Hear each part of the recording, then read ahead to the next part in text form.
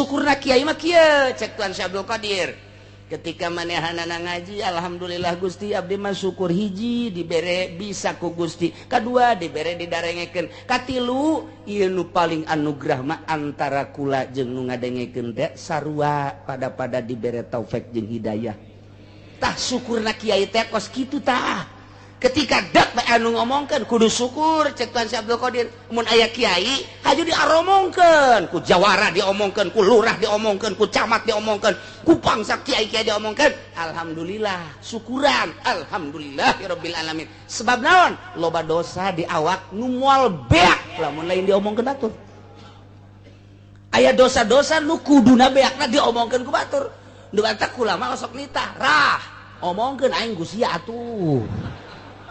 omongkeun aing abeh aing beak ke aing ka sorga sia mah ka neraka kiai Allah mah selalu bersyukur ka Gusti Allah jadi di luhur syukuran nu biasa bersyukur teh lain sakadar bersyukur bisa ngaji bersyukur dibere bisa jeung dibere nyambung tah eta teh kabehan syukuran ku anjeun anjeunna bisa ngomong bisa nyampekeun jelema bisa ngadengekeun jeung bisa make tah di luhur eta tenang Allah syukuran ka Allah nu geus ngajadikeun anjeun jeung masyarakat seperti itu